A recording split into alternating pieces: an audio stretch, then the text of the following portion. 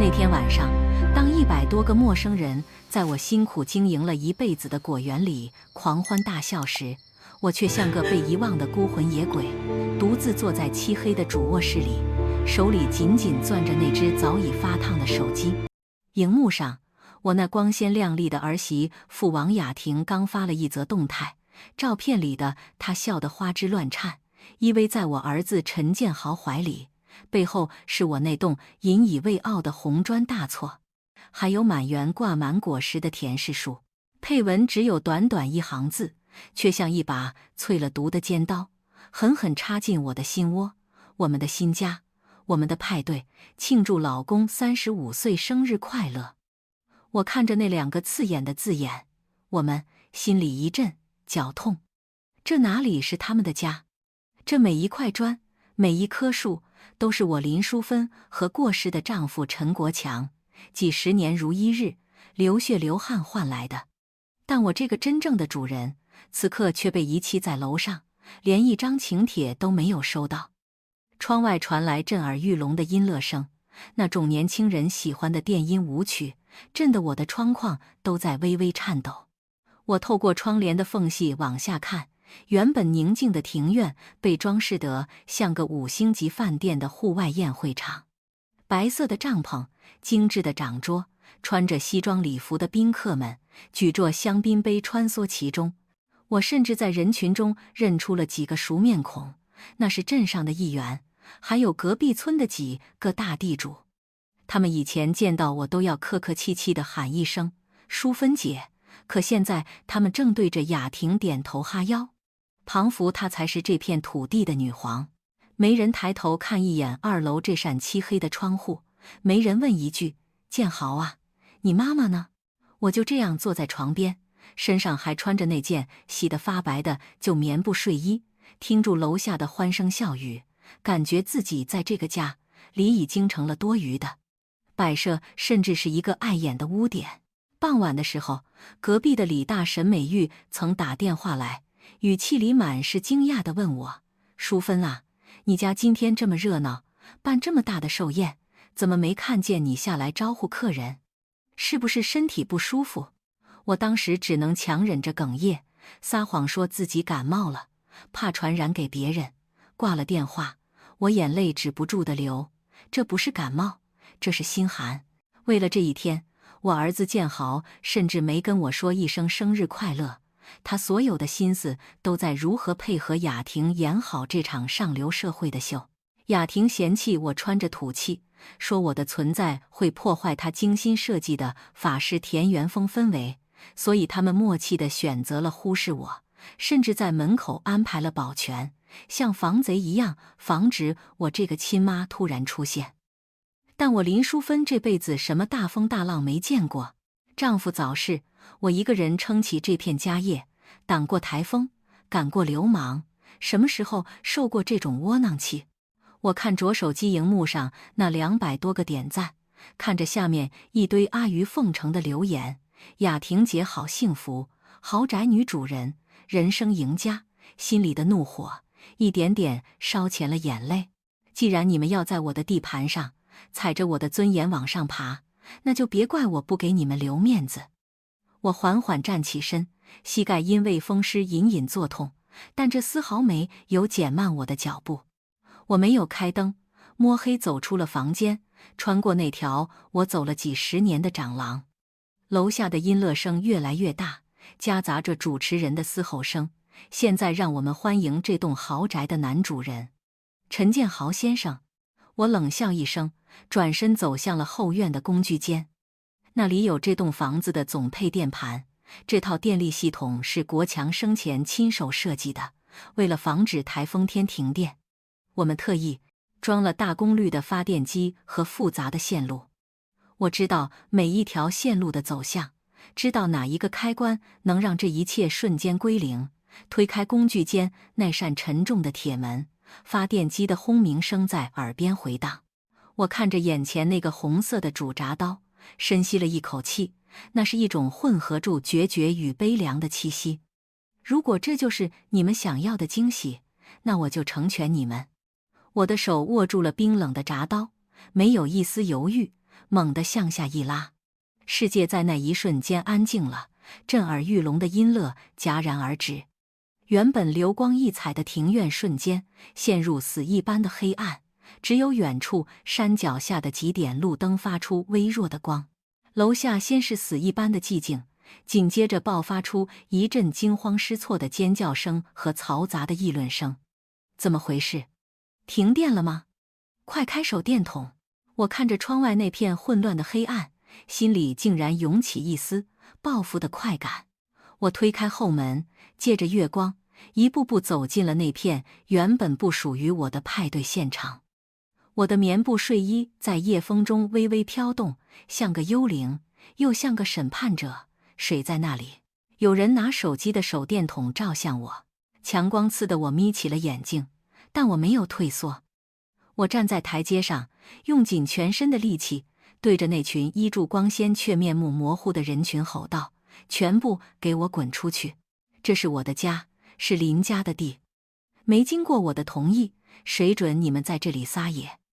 我的声音在空旷的山谷中回荡，带着几十年劳作练就的底气，瞬间镇住了全场。那些原本还在抱怨的宾客们愣住了，有人开始窃窃私语：“那是谁？是打扫的阿姨吗？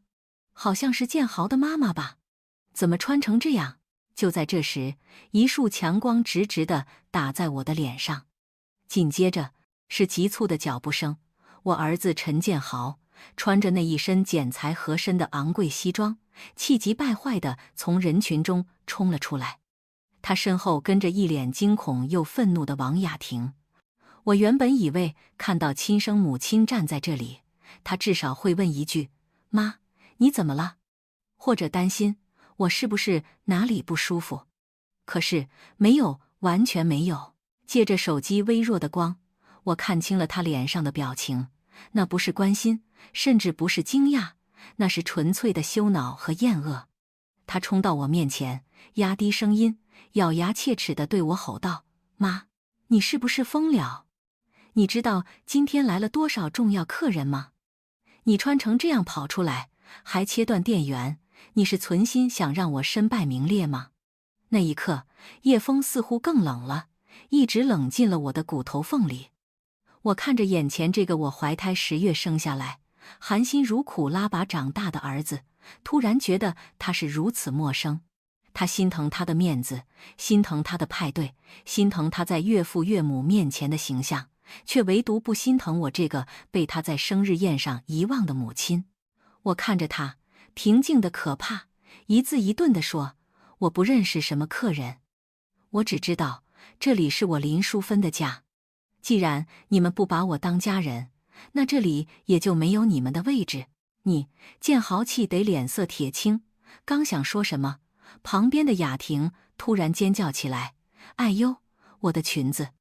这可是限量版的高定礼服，被这烂泥地弄脏了啦！这什么破地方，连个店都供不稳！”他转过头，恶狠狠地瞪着我，眼神里没有一丝对长辈的尊重，只有赤裸裸的嫌弃和仇视。他那张精致妆容的脸在阴影下显得格外扭曲，那是一种发自内心的轻蔑。庞福站在他面前的不是婆婆，而是一个不知好歹的乞丐。就在这剑拔弩张，全场几百双眼睛盯着我们看的时候，建豪做了一个让我彻底死心的举动。他没有去安抚宾客，也没有来扶我，而是转身紧张地去查看雅婷裙摆上的一点污渍，然后背对着我，冷冷地丢下一句话。那句话轻飘飘的，却比刚才的黑暗更让我绝望。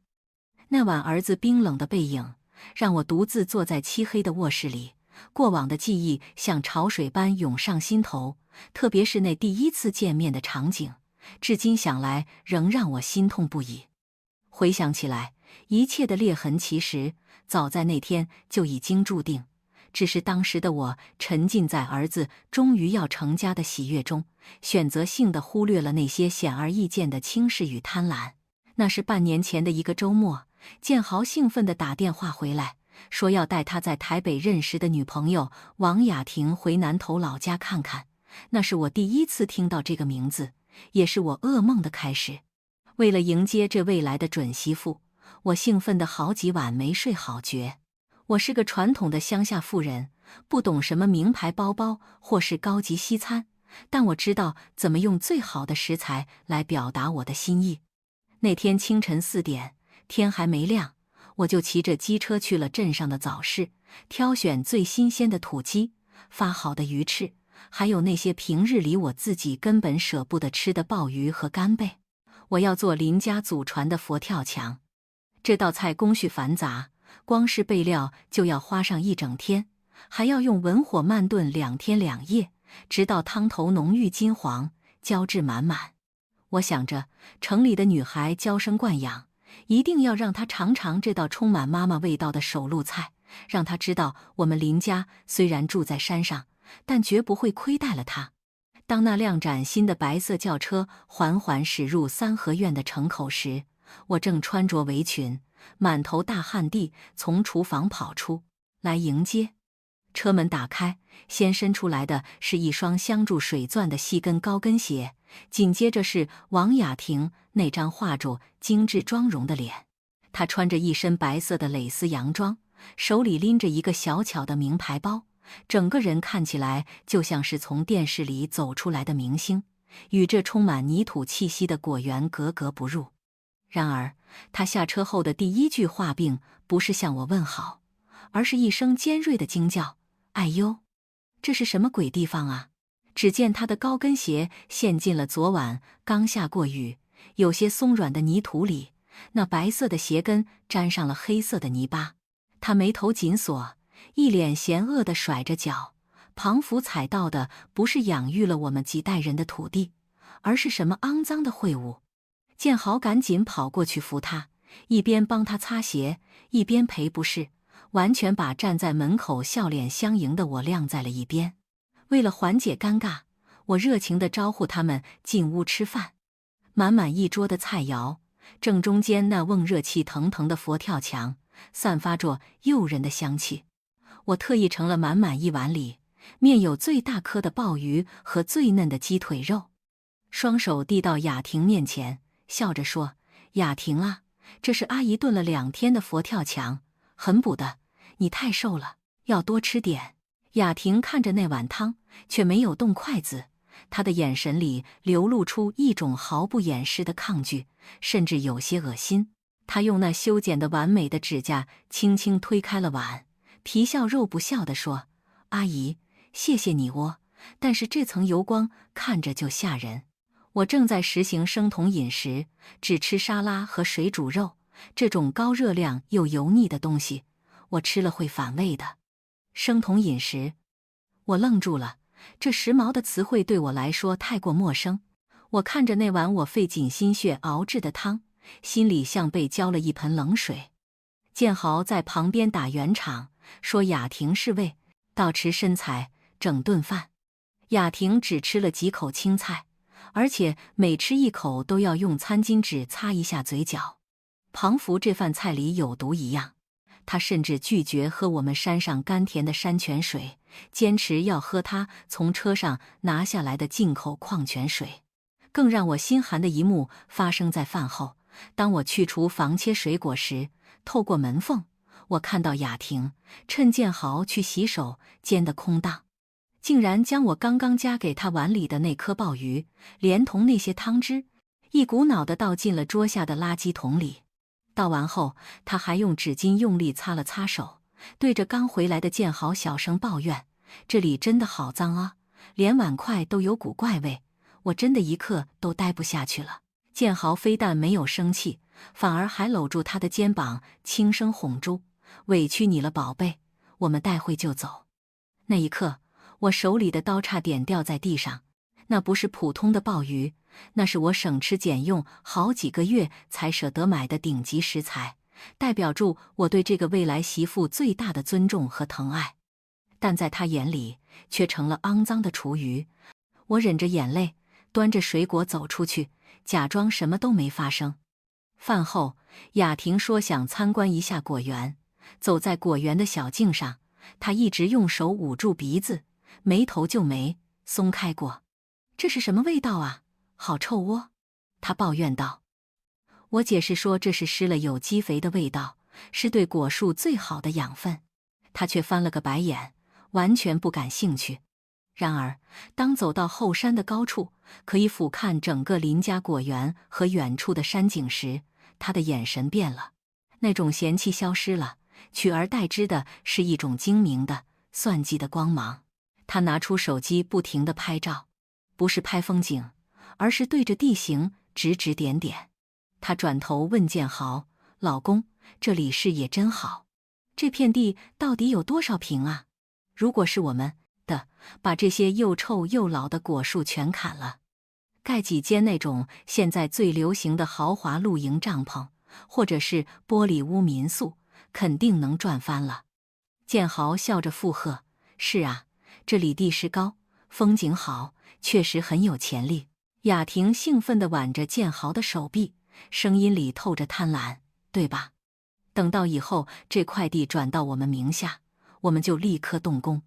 这种乡下地方，也就只有这块地值点钱了。”我就站在他们身后几步远的地方，听住他们肆无忌惮地讨论住如何推平我的家，如何砍掉我父亲手种下的树，如何把这片承载了几代人记忆的土地变成他们敛财的工具。雅婷回过头，看着我不自然的脸色，以为我不懂，还假惺惺地笑着说：“阿姨，你看这地这么大，你一个人种树也太辛苦了。以后要是交给我们规划，你就不用这么累了，去住养老院享清福多好。”那一刻，我看着他那张漂亮的脸蛋，心里却泛起一阵寒意。他看上的根本不是我的儿子，也不是这个家，而是这片土地背后的价值。而我那个傻儿子，竟然沉浸在他的甜言蜜语里，完全忘了他母亲还站在这里。那天晚上，我在祖先牌位前上了3炷香，父亲生前那句守住这片地，别让人瞧不起的话语，在空荡荡的厅堂里久久回荡，也让我心中那颗怀疑的种子彻底生了根。那顿在台中高级法式餐厅的订婚宴，本该是我身为母亲最欣慰的时刻，却成了一场让我如坐针毡的折磨。餐厅里流淌着优雅的小提琴声，水晶吊灯的光芒洒在每一张铺住洁白桌布的餐桌上，但我却觉得这里冷气开得太强，冷得我直打哆嗦。建豪穿着一套崭新的名牌西装，头发梳得油亮，手腕上还戴着一只我不曾见过的昂贵手表。我看着他，心里不禁犯嘀咕：他每个月的薪水我是知道的，扣掉房租和生活费根本所剩无几。前阵子还跟我哭穷说要报名什么管理课程，从我这里拿走了20万。怎么现在看起来却像个挥金如土的富二代？妈，你看。王雅婷伸出左手，在那盏璀璨的水晶灯下晃了晃，无名指上那颗硕大的钻戒折射出刺眼的光芒，几乎要晃瞎了我的老眼。这是建豪特地去百货公司挑的，1克拉呢，虽然贵了，但他说只有这样才配得上我。他脸上挂着胜利者的微笑，语气里满是炫耀。我的心猛地一沉，20万，这颗钻戒少说也要几10万吧。原来他所谓的进修就是为了买这个讨好女朋友。我看着建豪，想从他眼里看到一丝愧疚，但他却避开了我的目光，只是低头切桌，盘子里那块只有巴掌大却要价不菲的牛排，轻描淡写地说：“妈，结婚是一辈子的大事，雅婷喜欢就好，钱再赚就有了。”这句话像根刺一样卡在我的喉咙里，再赚就有了。他难道不知道家里的每一分钱都是怎么从土里刨出来的吗？但我忍住了，在这种场合，我不能让儿子没面子。然而，雅婷并没有打算就此打住，她放下刀叉，拿出手机，划出一张张精装修的照片，推到我面前。妈，既然我们要结婚了，家里那些老古董也该换换了吧？你看这种北欧极简风多好，白色系，干净又明亮。我看着荧幕上那些冷冰冰的塑胶和合成板家具，眉头紧锁。雅婷啊，家里那些红木家具和桂木桌椅都是你公公生前留下的，那套太师椅还是我的嫁妆，用了几十年都没坏，而且越用越亮，那是好东西呀。我试图解释，那些家具承载住我们家的历史和情感。雅婷不屑地撇了撇嘴，收回手，姬语气尖酸地说：“哎呦，妈，现在谁还用那种又笨重又老气的东西呀？黑漆漆的，看着就心情不好，而且那种木头味道好重，闻久了头都晕。我们要办的是世纪婚礼，如果亲戚朋友来了，看到家里像个旧庙一样，我和建豪会很没面子的。旧庙，那是我和国强守护了一辈子的家，在他嘴里竟然成了旧庙。”建豪在旁边附和道：“是啊，妈，雅婷是学设计的，她的眼光比较好。那些旧家具确实该淘汰了，放在那里也占地方，不如卖给收二手货的，还能换点钱装修。”我的手在桌布下紧紧攥成了拳，头指甲掐进肉里。这就是我养大的儿子，为了讨好老婆，连老爸留下的遗物都要当破烂卖掉。就在这时，餐厅的乐队突然奏起了一首熟悉的旋律，《牵手》。那是我和国强生前最爱听的歌，每年结婚纪念日，国强都会放这首歌，拉着我在客厅里慢慢地转圈。泪水瞬间模糊了我的视线，我以为这是一种巧合的慰藉，没想到建豪却站了起来，绅士地向雅婷伸出手：“亲爱的老婆，赏脸跳支舞吧。”我看着他们滑入舞池，雅婷依偎在建豪怀里，两人深情对望，仿佛这个世界只有他们。而我，这个花光积蓄供儿子读书，如今又被骗走养老金的母亲，就像个多余的观众，孤零零地坐在角落里，守着一桌残羹冷炙。建豪的外套挂在椅背上，随着服务生经过时带起的风，微微晃动了一下。一张揉皱的签单从口袋里滑落了一半，我鬼使神差地伸手抽了出来，那是一张信用卡的刷卡单，金额那一栏赫然写着58万，而在付款人签名那里，签的确不是建豪的名字，而是用我的名字办的附属卡。我感觉天旋地转，血液直冲脑门，他不仅骗了我的现金，还透支了我的信用。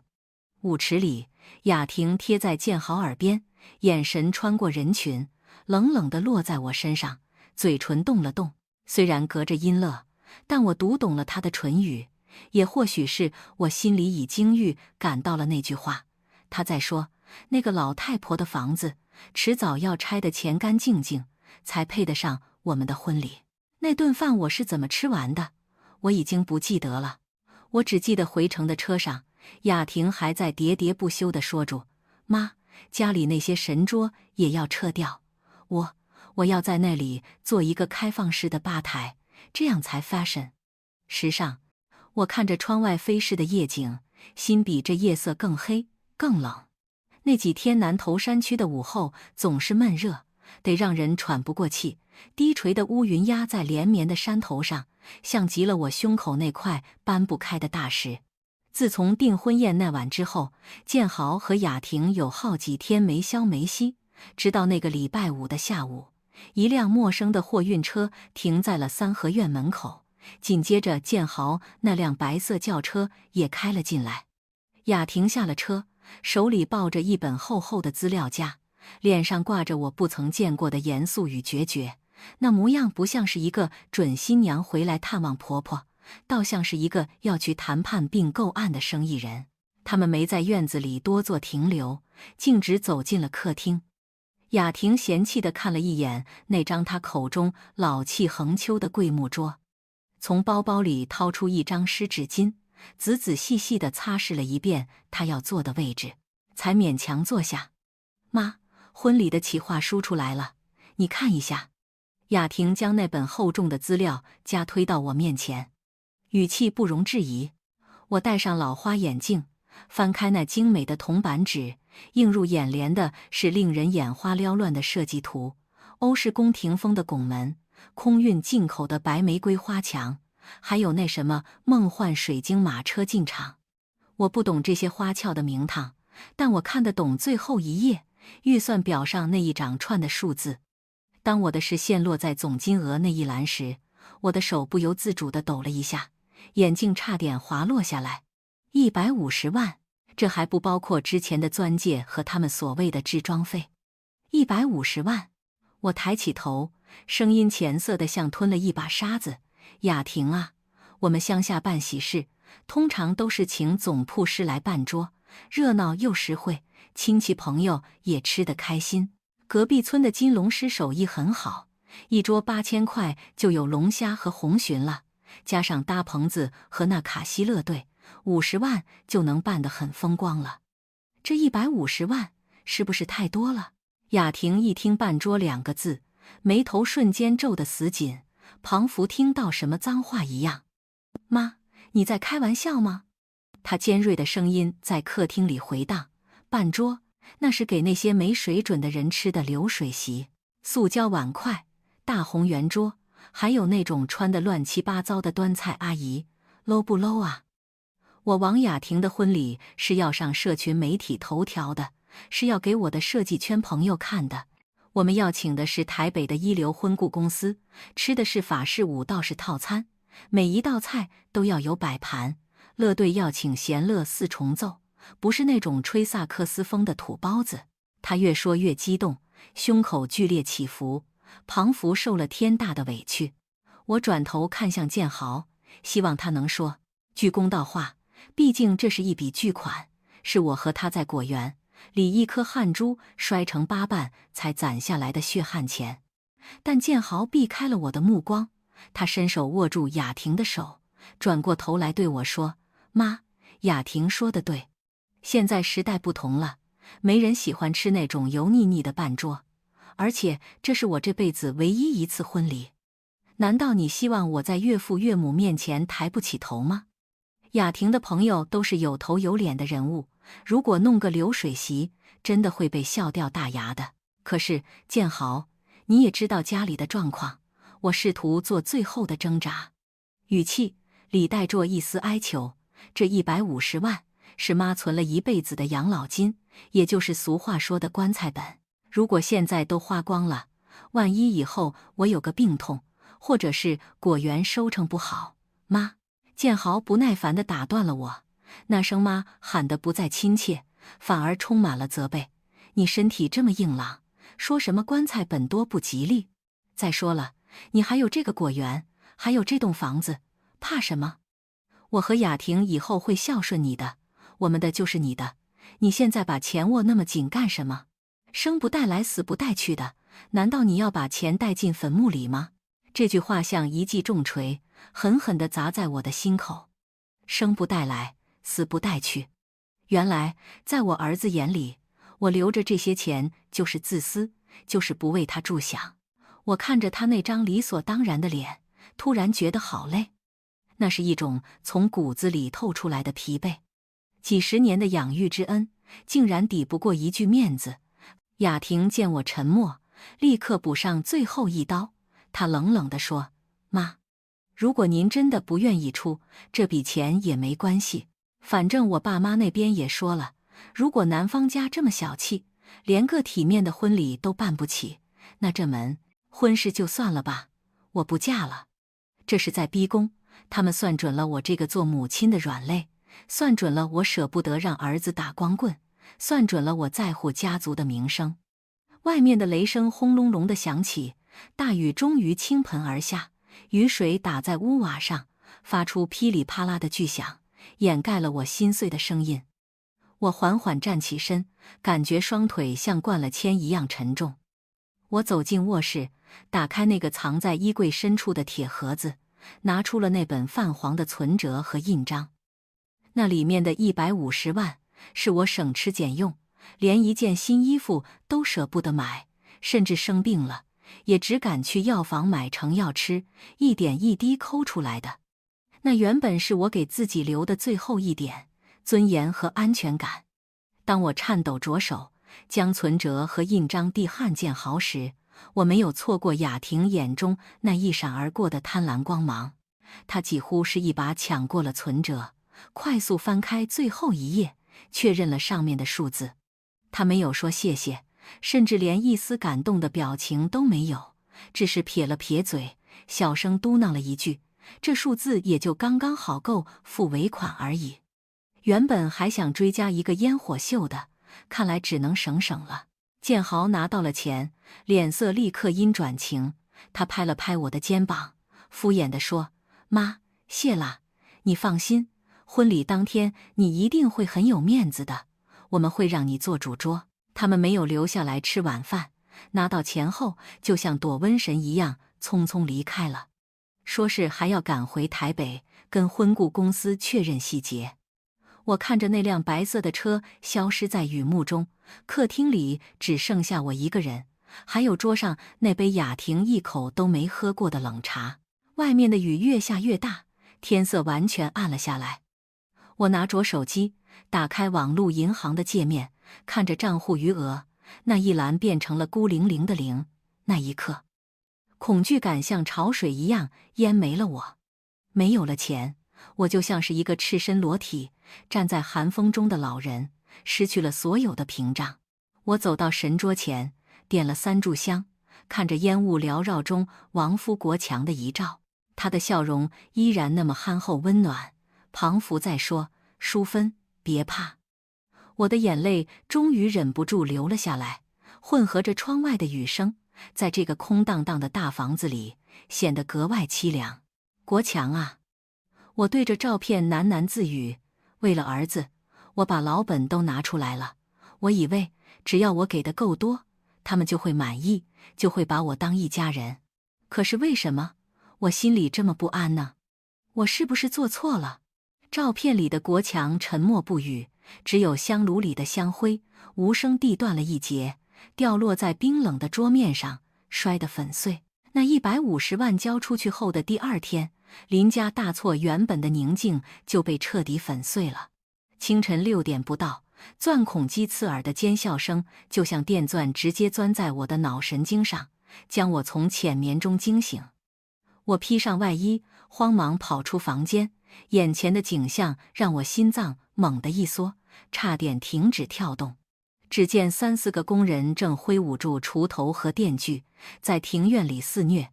那一整排国强生前最爱的桂花树已经被连根拔起，横7竖8地倒在泥泞里，残枝败叶散落一地。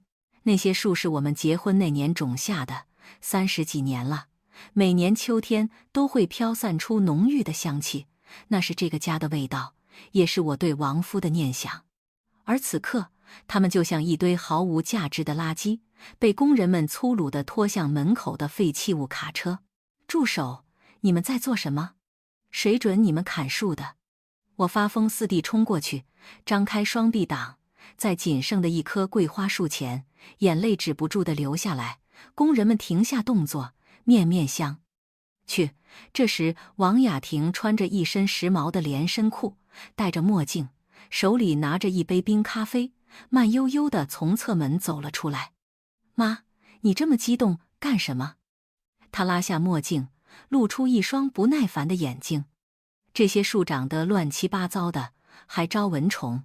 设计师说了，要把这里铲平，铺上韩国进口的草皮，再种几棵落羽松，那样才浪漫，才像韩剧里的场景。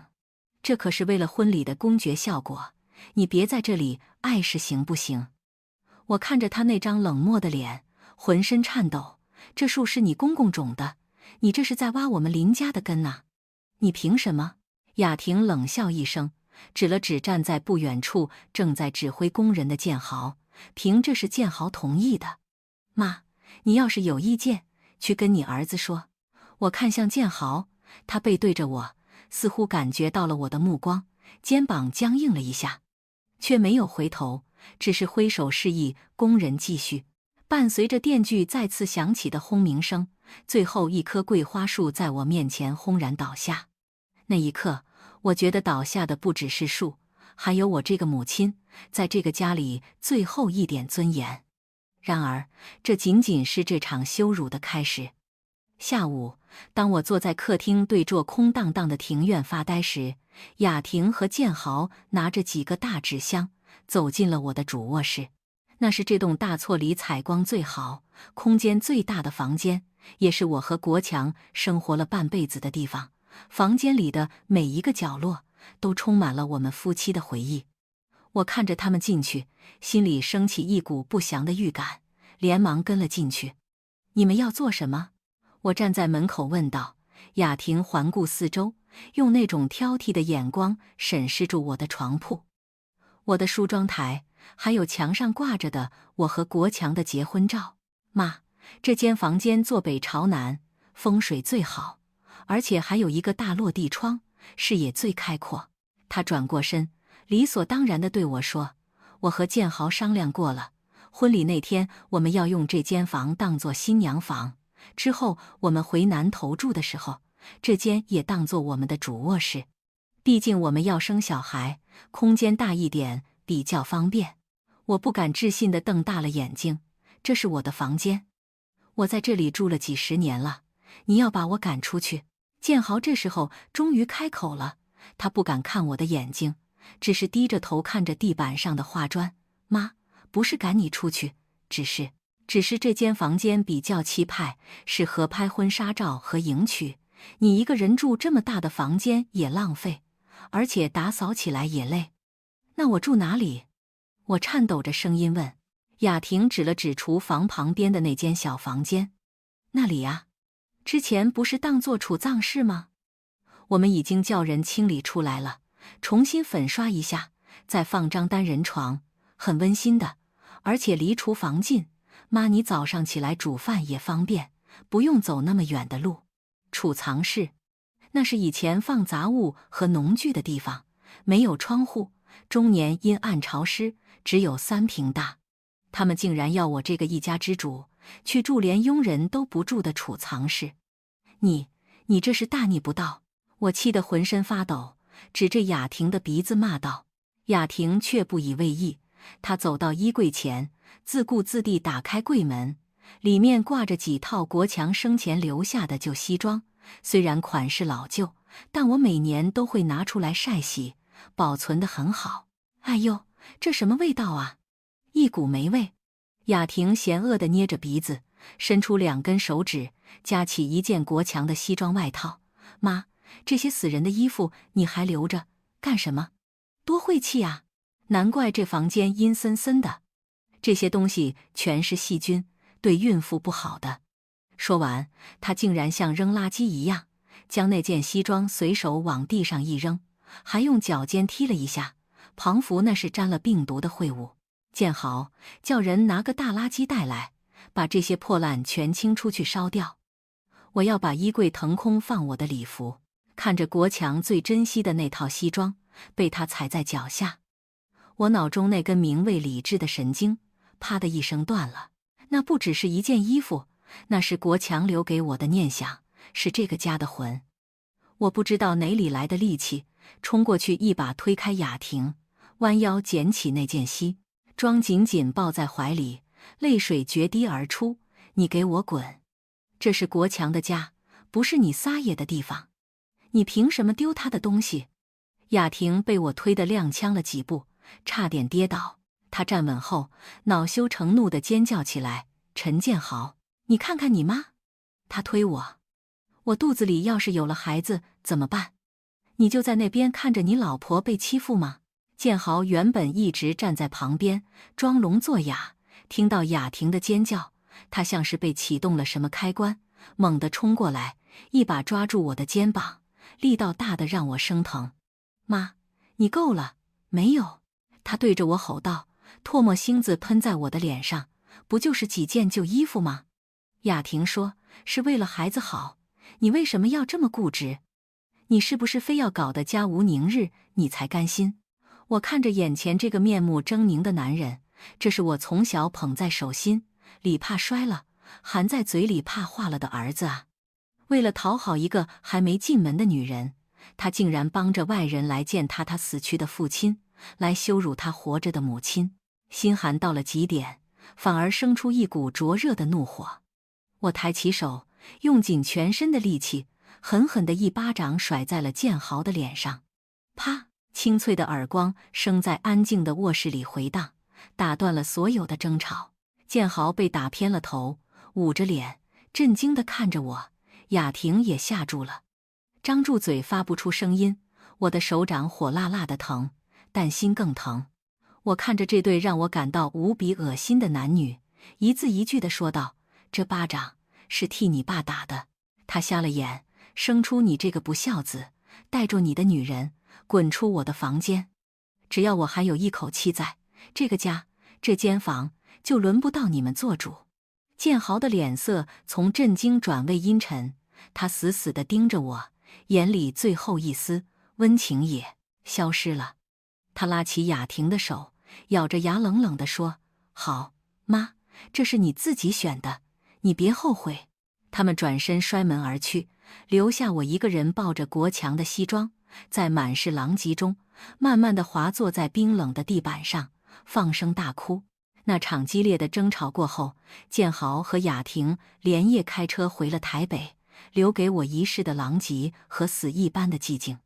之后的2天，我像个游魂一样在空荡荡的三合院里游荡，机械式地打扫住卫生，试图擦去他们留下的痕迹，也试图擦去心头那层挥之不去的阴霾。直到第3天早上，当我在整理客厅沙发缝隙时，一本黑色皮革封面的笔记本掉了出来。那是雅婷随身携带的，那天走得太匆忙，她竟然把它遗落了。我看着那本笔记本，原本不想窥探晚辈的隐私，但封面上贴着的一张便利贴，上面用红笔写着大大的林家庄园改造与融资计划，像一团火，灼烧了我的眼睛。鬼使神差的，我颤抖着手翻开了第1页，而这一翻，彻底粉碎了我对儿子最后的一丝幻想。笔记本里密密麻麻地写满了字，还画着各种图表。第1页就是令人触目惊心的资产处置表，在现有资产一栏，赫然列着我这栋大厝后面那片50甲的果园，还有我存在农会里剩余的一点定存。而在处置方式那一栏，雅婷用娟秀的字体冷冷地写住：1. 向银行申请土地抵押贷款，预计贷出6000万台币。2. 变卖所有果园、农机具及老旧家具，预估回收80万。3. 砍伐所有果树，填平灌溉水塘，改建为无边际泳池。6000万！他们竟然要拿祖传的地去抵押6000万的巨款。我感到一阵天旋地转，扶住桌子才勉强站稳。我继续往下翻，每一页的计划都像是在凌迟我的心。他们不仅要毁了这里的一草一木，甚至连这栋房子都要拆得只剩下骨架，改建成什么欧式豪华民宿。但最让我如坠冰窖的是最后一页的人事安排。在那一页的最上方，写着林淑芬女士，母亲，安置方案。下面列了3个选项，第1个被打了个大大的勾，送至博爱护理之家。备注栏里写着，该机构位于邻镇，费用低廉，便于管理。若母亲反对，可先安排至后院资财室居住，并聘请外劳看管，名义上为安享晚年，实则限制其干预经营权。我看着限制其干预这几个字，浑身的血液都冻结了。原来，在他们眼里，我不是母亲，不是这片土地的主人，而是一个需要被安置、被管理，甚至被清理的障碍物。他们之前说让我住储藏室，根本不是为了什么方便煮饭，而是为了把我像废弃家具一样扔到角落，等到他们拿到钱、拿到地，再把我一脚踢进养老院等死。就在这时，院子里传来了熟悉的引擎声。我透过窗户看到建豪那辆白色的车急停在门口，他没有熄火，甚至没有关车门，就慌慌张张地冲进了客厅。他脸色苍白，眼神焦虑地四处搜寻，显然是发现笔记本不见了，特地赶回来找的。当他看到我手里拿着那本黑色笔记本站在客厅中央时，他的脚步猛地顿住了，脸上的表情瞬间从焦虑变成了惊恐，紧接着又转化为一种虚张声势的愤怒。妈，您好，很高兴能为您提供配音服务。选择您感兴趣的音色，让我们一起开启声音创作的奇幻之旅吧。词像一把尖刀，狠狠地捅进了我的心窝。原来我几十年含辛茹苦的养育，在他眼里只是拖累。我看着眼前这个面目全非的男人，突然觉得无比可笑。我擦乾了眼泪，心里的悲伤慢慢被一股冷冽的决绝所取代。我将手中的笔记本狠狠地摔在他的脸上，那厚重的书角砸在他的额头，画出了一道红痕。好，很好。既然我是拖累，既然这块地是你翻身的工具，那你就给我听清楚了。我一步一步逼近他，虽然我比他矮小，但此刻我的气势却让他不由自主地后退。这块地现在还是写住我林淑芬的名字，只要我还有一口气在，你就别想动它一分一毫。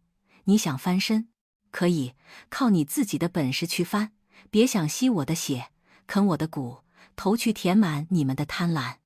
妈，你别意气用事，那银行贷款的申请书我都填好了，就差你的印章和签名，违约金很贵的，你别逼我。建豪急了，伸手想来抓我的手腕，我猛地甩开他，指着大门，用尽全身力气发出一声怒吼：滚！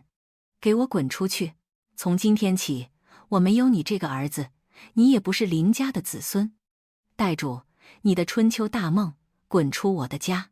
建豪被我的气势震慑住了，他大概从未见过如此决绝的母亲，他愣在原地几秒，眼神在愤怒、不甘和恐惧之间转换，最后咬了咬牙，指着我恶狠狠地说：好，你赶我走，你别后悔，等到你老了病了，躺在床上动不了的时候，别哭住求我回来照顾你。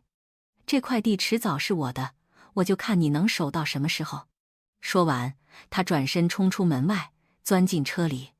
轮胎与地面摩擦发出刺耳的尖叫声，扬起一阵尘土，头也不回地离开了。我看着那辆车消失在视线尽头，身体里的力气仿佛被瞬间抽乾。我扶着门框慢慢滑坐在地上，看着空荡荡的庭院。阳光依旧灿烂，但我却感到前所未有的寒冷。我以为这只是母子间的一场争吵，但我错了，这是一场战争的开始。而我那个被欲望吞噬的儿子，为了这块地，为了那6000万，绝对不会就此罢休。我知道，下一次他再回来，带来的将不再是请求，而是毁灭。但我林淑芬也不是好惹的，既然你们无情，就别怪我无义。我从地上爬起来，拍了拍身上的灰尘，转身走向卧室，从床底下的暗格里拿出了那个锁住地契和印鉴的铁盒。我必须在他们行动之前先下手为强。那封挂号信是个阴审的星期二早上送来的。邮差阿红在门口喊我的名字时，眼神里带着一丝我看不懂的闪烁与同情。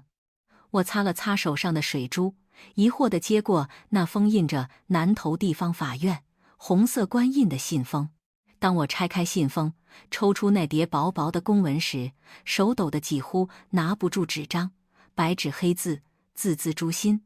申请人陈建豪，事由申请监护宣告。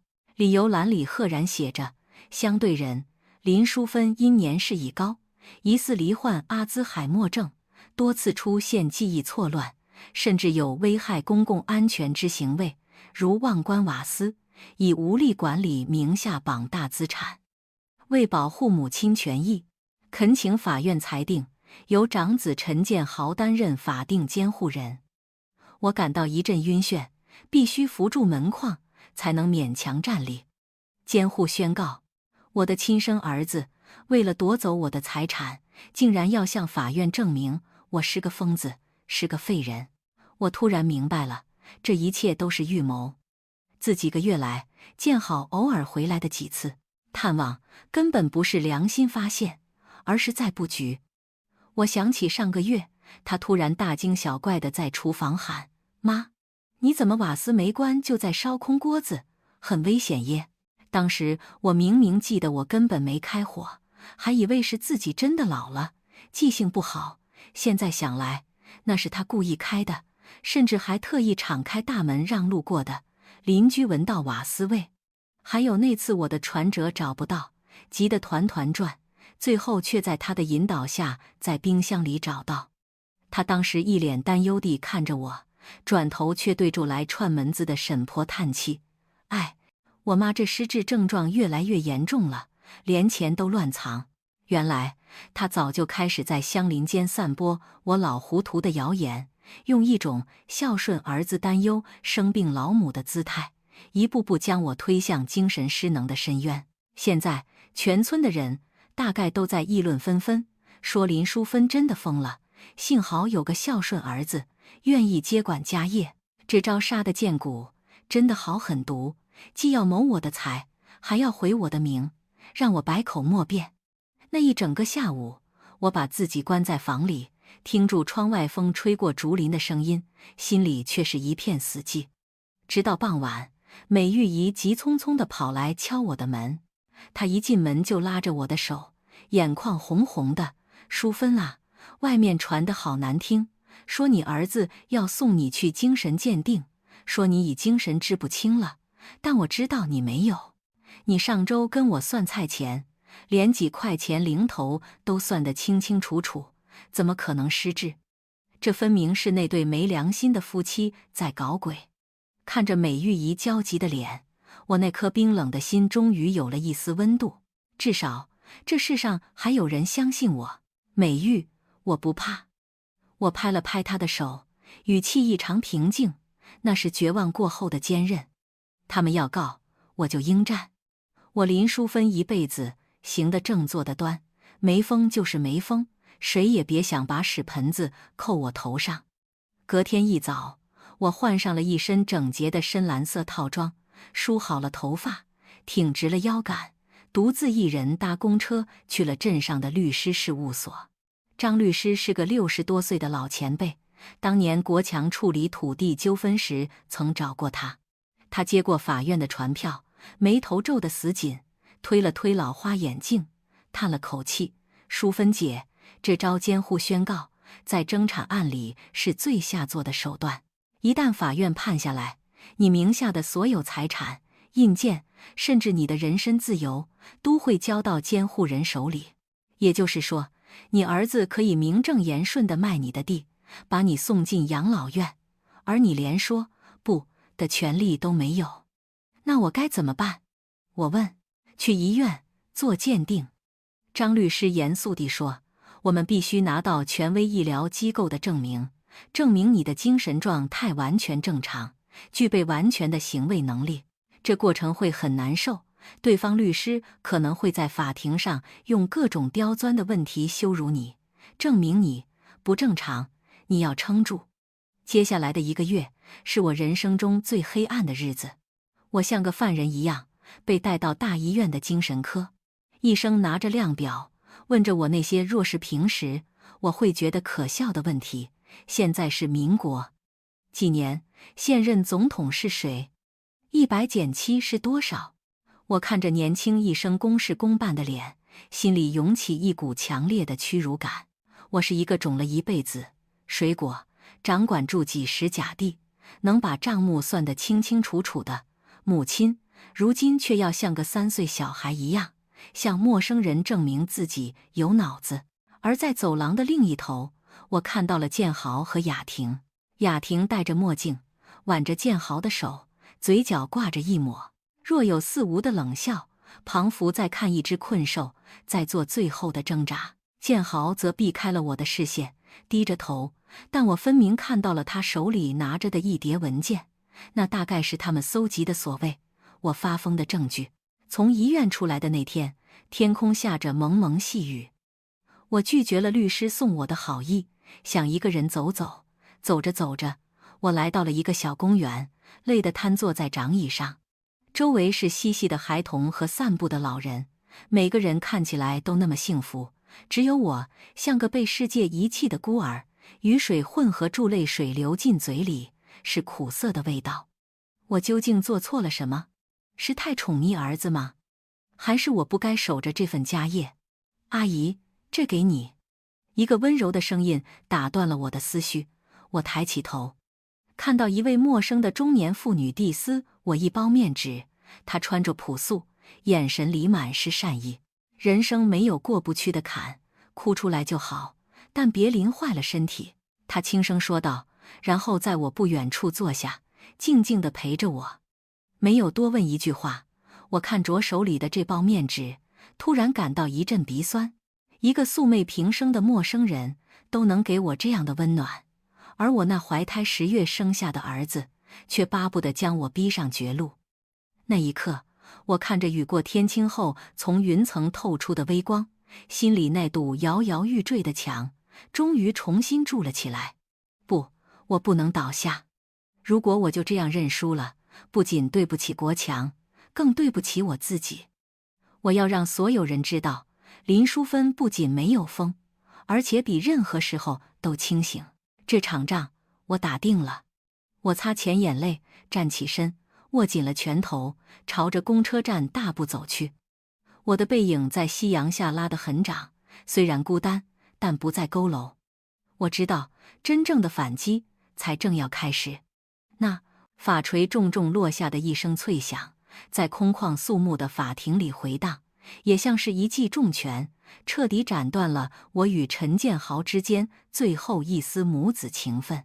法官那公正严明的声音宣读住判决书：经查，相对人林淑芬女士经多家医学中心鉴定，意识清楚，认知功能完好，并无申请人所称之精神障碍或心智缺陷，驳回申请人陈建豪之监护宣告申请，诉讼费用由申请人负担。听到这句话，我长长地吐出了一口积压在胸口几个月的浊气。虽然赢了，但我却感觉不到一丝胜利的喜悦，只有无尽的悲凉。我看着被告席上的建豪，他面如死灰，整个人瘫软在椅子上。而在旁听席的雅婷则气急败坏地跟律师争执：住什么？那张精心描绘的脸庞因愤怒而扭曲，显得狰狞可怖。走出法院大门时，阳光刺得我有些睁不开眼。建豪追了上来，挡住了我的去路。妈！他喊了一声，声音前色沙哑，眼神里闪烁着慌乱与无措。妈，你听我解释，这都是误会，我是怕你年纪大了被骗，才想帮你管理。我抬手打断了他，看着这个我从小疼到大的儿子，心里已经没有了恨，只剩下心死。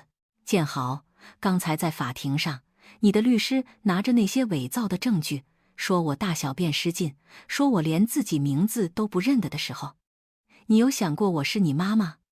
你有想过帮我辩解一句吗？你没有，你只是坐在那里，等着法官宣判我是一个废人，好让你名正言顺地接管我的财产。妈，他哑口无言，羞愧地低下了头。不用说了。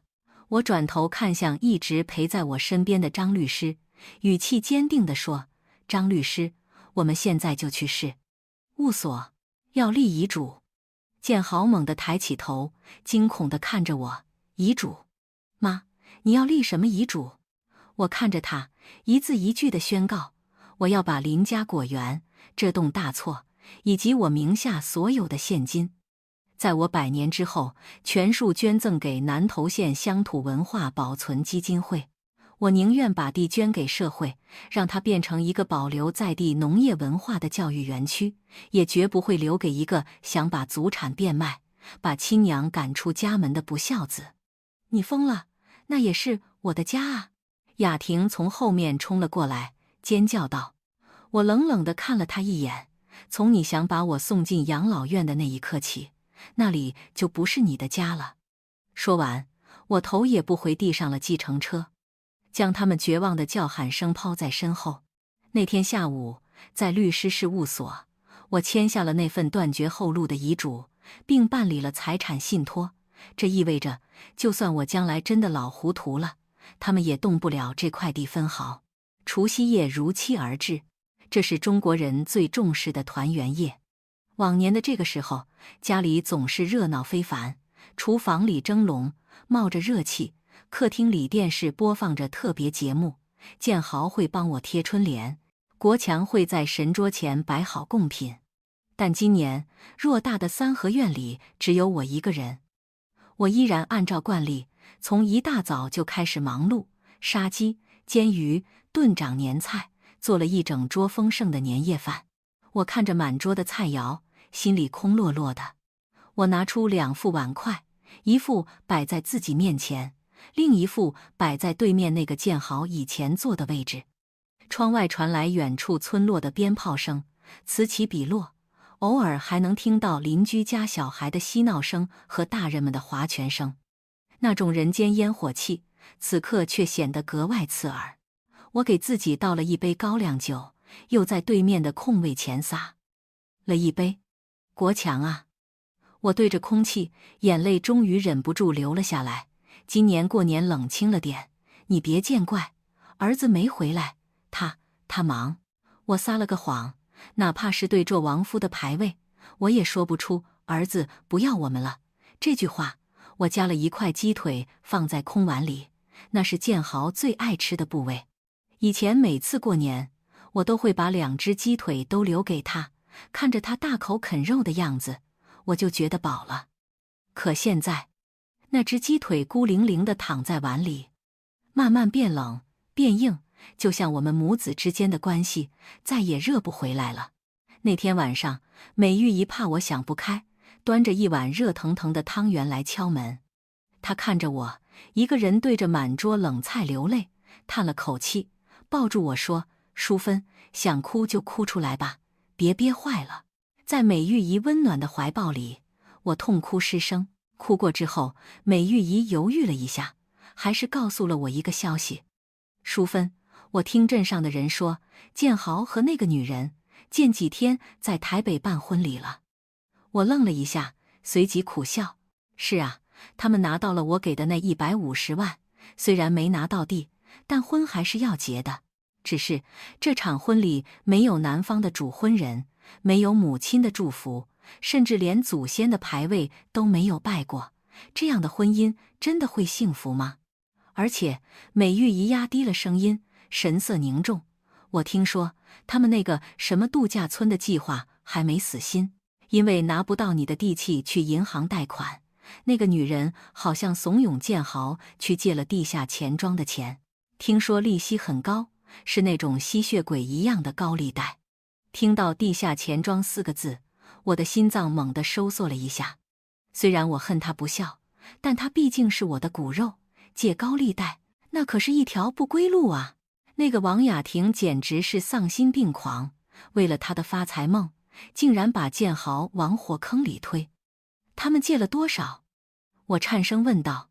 听说有好几百万，说是先拿去投资另一个朋友的项目，想赚快钱来填补资金缺口，再想办法回来弄你的地。美玉姨摇着头，一脸恨铁不成钢。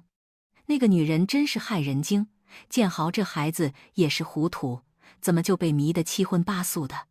那一夜，我彻夜未眠，躺在床上，听住窗外寒风呼啸，我仿佛看到了儿子站在悬崖边缘，正一步步走向万劫不复的深渊。我赢了官司，守住了祖产，保住了尊严，但我心里清楚，我彻底失去了一个儿子，而等待他们的将是比法律更残酷的惩罚。那是贪婪必须付出的代价，也是老天爷给予的最公平的报应。只是我没想到，这报应来得这么快，这么猛烈，甚至连我也被卷入了那场最后的风暴之中。因果报应这件事，有时候来得比想象中还要快，还要猛烈，就像南头山屈武后那场突如其来的暴雨，把一切虚伪的妆容都冲刷得前干净净，只剩下丑陋的真相。那是一个闷热的午后，我正在果园里给刚结实的柚子套袋，美玉一气喘吁吁地跑上山来，连平日里最爱惜的那双绣花鞋，沾满了泥巴都顾不上。淑芬啊，出大代志了！你那个无缘的媳妇，还有建豪，出事了！他上气不接下气，脸色惨白，仿佛看到了什么可怕的景象。我心里咯噔一下，虽然这1年来我刻意不去打听他们的消息，强迫自己过住心如止水的日子，但听到那个名字，作为母亲的本能反应是让我手里的纸袋掉落在地。美玉姨拉着我坐到树下的石凳上，喝了口水才缓过气来。原来她刚从镇上的医院回来，本来是去拿高血压的药，却在急诊室的走廊上目睹了一场令人唏嘘的闹剧。她说，王雅婷那个曾经趾高气昂、非名牌不穿的女人，现在正躺在医院最便宜的健保多人病房里，身边连个倒水的人都没有。你知道她怎么了吗？美玉姨压低声音，语气里带着3分恐惧7分感叹。她被打得鼻青脸肿，听说是勾搭上一个做房地产的大老板，结果人家正宫娘娘带着人杀到租屋处，当街把她扒光了羞辱，还把她的东西全丢在大马路上。那个大老板根本就是个骗子，早就负债累累，是利用雅婷去当人头借钱的。我听住这些，心里竟然没有一丝大仇得报的快感，只有一股深深的寒意。那个曾经嫌弃我家果园有臭味，嫌弃佛跳墙油腻的女人，如今却沦落到这步田地。美玉姨接着说，更惨的是，之前建豪和雅婷借的那笔高利贷，原本说是投资什么虚拟货币结果那个朋友卷款潜逃，连个影都找不到。地下钱庄的人找不到那个朋友，就找上了担保人。而那个心狠手辣的王雅婷，早在出事之前就哄骗建豪签下了一堆文件，把债务大半都转移到了建豪头上，然后办了离婚手续，自己跑去跟那个房地产老板鬼混，以为能从此飞上枝头变凤凰，结果却是从一个火坑跳进了另一个地狱。那建豪呢？我颤抖着声音问，手指紧紧抓着衣角。建豪，美玉姨叹了口气，眼眶红了。听说他被讨债公司逼得走投无路，那辆白色轿车早就被拖走抵债了，他在台北的工作也丢了。因为讨债的人去公司泼红漆、拉布条，老板吓得直接把他开除。现在听说他像个流浪汉一样，躲在公园或是网咖里，连个手机号码都不敢用，生怕被抓到会被打断腿。听到这里，我的眼泪终于忍不住流了下来。那是我的儿子啊，曾经那么骄傲，穿着西装意气风发的儿子，如今却活得像只过街老鼠。我闭上眼睛，脑海里浮现出雅婷曾经在饭桌上刻薄的嘴脸。她说要过上流社会的生活，说我是拖累。如今老天爷真的开了眼，把她引以为傲的虚荣一层层剥掉，让她在最肮脏的泥泞里打滚。她曾经嫌弃我不懂生活，现在她却连生存都成了问题。据说她在医院检查出了严重的肝病，那是长期酗酒应酬、作息混乱的后果。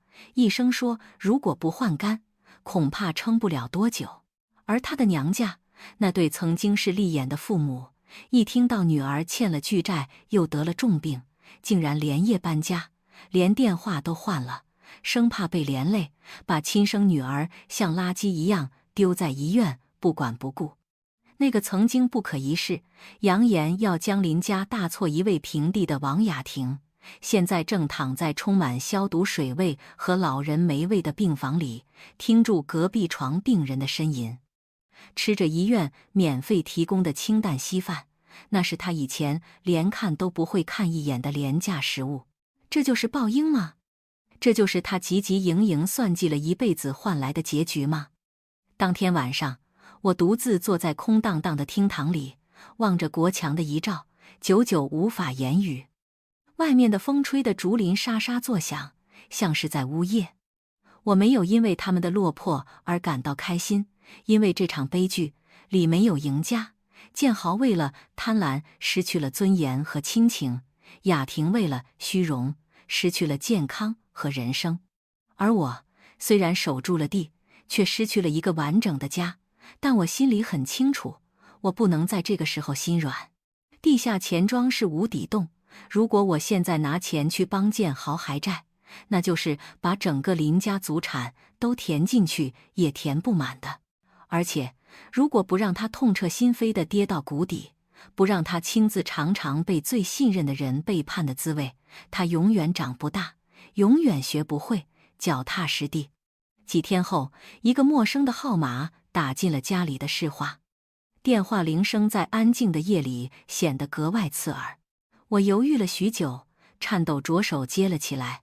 电话那头是一阵长久的沉默，只有急促而压抑的呼吸声。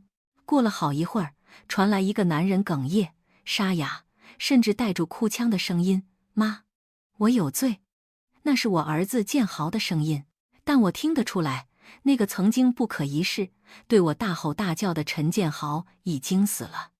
此刻在电话那头的，只是一个被世界抛弃、走投无路、满身伤痕的孩子。他说他在台北车站的地下道睡了3天，饿得头昏眼花，身上唯一的几百块钱都被流浪汉抢走了。他说他想起了小时候发烧，我背着他在大雨中走几公里山路去看医生的情景，想起了我煮的热腾腾的鸡汤，想起了爸爸教他做人的道理。他说：“妈，雅婷走了，钱没了，家也没了，我什么都没有了，我好后悔，我真的好后悔。”听住他在电话那头崩溃大哭，我的心像被刀割一样痛，但我咬着牙，没有说出那句“回来吧，妈帮你”。我深吸一口气，用一种异常平静却坚定的语气对他说：“建豪，每个人都要为自己的选择付出代价。你选了雅婷，选了虚荣，选了背叛这个家，这就是结果。妈老了，帮不了，你还那几百万的债，这条路是你自己走出来的，你得自己想办法爬起来。如果你真的知道错了，就别想住从妈这里拿钱，用你自己的双手去把欠人家的每一分钱都争回来。只有那样，你才配重新踏进林家的大门。”挂断电话的那一刻，我早已泪流满面。这是我这辈子对他说过最狠的话，也是最痛的爱。我知道，只有让他彻底死心，断了他对祖产的念想，他才能在废墟中重生。至于王雅婷，听说后来因为付不出医药费，被赶出了医院，最后流落街头。有人在地下道看过他，曾经那双保养得宜、指甲彩绘精致的手，如今正伸向路人乞讨，眼神呆滞而空洞。这就是所谓的现世报，来得不早不晚，刚刚好。那是一个落叶纷飞的深秋午后，南头山区的风带着微微的凉意，吹过那片曾经差点被夷为平地的果园。我正坐在三合院的廊下，手里拿着针线，缝补着一件旧衣裳。大门口传来了怯生生的脚步声，那声音很轻，不像以往那种理直气壮的步伐，反而充满了犹豫与愧疚。我抬起头，透过老花眼镜，看见一个穿着泛黄工作服、皮肤晒得黝黑、身形消瘦的男人站在门外，是建豪。他变了，变得我几乎快认不出来。以前那个总是西装笔挺、头发梳得油亮、满口投资理财的陈总，如今看起来就像个刚下工的苦力，手里拎着一袋便宜的橘子。那双曾经只想着握签字笔的手，现在布满了粗糙的厚茧和细小的伤痕。他没有直接走进来，而是站在门槛外，红烛眼眶，扑通一声跪了下来，膝盖撞击地面的声音在安静的午后显得格外沉重。妈，我回来了。他的声音沙哑，带住浓浓的鼻音。我看着他，心里那股积压了1年多的怨气，在这一刻竟化作了一声无奈的长叹。我没有立刻上前扶他，而是放下手中的针线，缓缓说道：“回来就好。但你要知道，林家的大门虽然没锁，但也不是什么人都能随便进出的。如果你还是那个只想着不劳而获、想着啃老的陈建豪，那就请回吧。建豪抬起头，泪水在满是尘土的脸上冲刷出2道痕迹。他摇着头，语气坚定地说：“妈，那个陈建豪已经死在台北的地下道了。现在的我只想踏踏实实做人。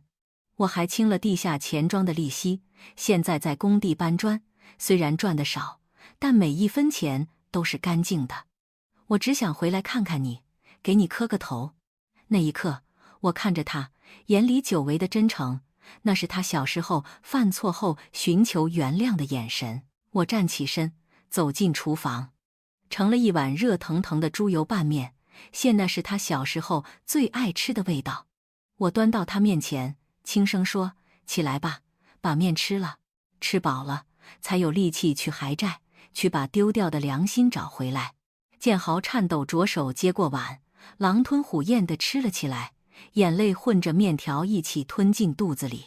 那天晚上，我没有让他住进以前的主卧室，也没有让他睡客房，因为那间客房我已经改成了附近留守儿童的图书室。我指了指客厅那张旧沙发，对他说：“以后回来你就睡这里，这个家不养闲人，你想住就得帮忙干活。”他没有半句怨言，点头如捣蒜。那一晚，我看着他在沙发上蜷缩的身影，睡得比在任何豪宅里都要安稳。2年过去了，如今的我已经60岁了，日子回到了最初的平静，但心境却早已不同。建豪现在在镇上的一家物流公司送货，风吹日晒，虽然辛苦，但他脸上的笑容却比以前多了。他每个月都会固定拿一笔钱回来给我，虽然不多，只有几千块，但他都会双手奉上，说是给我的孝亲费。我收下了，不是因为缺钱，而是因为这代表着他终于懂得了责任与感恩。至于那块他曾经觊觎的土地，那张权状依然安安稳稳地锁在我的保险箱里，但我已经立好了遗嘱，并完成了信托手续。未来这片果园将会捐给基金，会成为永远的绿地。建豪知道这件事后，只是释然地笑了笑，说：“妈，那本来就是你的东西，你高兴就好。我现在才明白，靠自己双手蒸来的饭，吃起来才最香。”至于王雅婷，听说她后来辗转去了南部，音讯全无，像一阵狂风刮过了我们家，留下了满地狼藉，却也吹醒了沉睡的人心。这就是我的故事，一个关于背叛、觉醒与重生的故事。我曾经以为给孩子最好的就是爱，后来我才明白，有时候狠心才是最大的慈悲。如果当初我没有切断那晚的电源，没有拒绝那150万的勒索，没有在法庭上挺直腰杆，现在的我恐怕早已在养老院里凄凉度日，而我的儿子也会在贪婪的泥沼里越陷越深，最终万劫不复。我常常一个人坐在这片失而复得的果园里，看着夕阳染红了整片山头，心里充满了感恩，感谢那场变故，让我找回了自己，也找回了真正的母子情分。各位朋友，如果你也正在经历类似的痛苦，如果你的善良正在被亲情绑架，请记得林淑芬的故事，不要害怕被说是狠心的父母，不要害怕守护自己的养老本，因为只有你先站稳了，才能成为孩子身后那座真正的靠山。我想问问正在看这个故事的你，如果你是我，在面对亲生儿子的苦苦哀求和威胁时，你会心软签下那张抵押贷款的同意书吗？你觉得父母对子女的爱底线到底在哪里？欢迎在下方留言，告诉我你的想法，我很想听听你们的声音。如果你喜欢这则故事，或者它给了你一点点勇气与启发，请不要吝啬你的手指，帮我按个赞，并订阅这个频道，分享给更多需要力量的人。人生很长，风雨很多，但只要心里有光，脚下有根，我们都能活出属于自己的尊严。谢谢大家的聆听，我们下次见。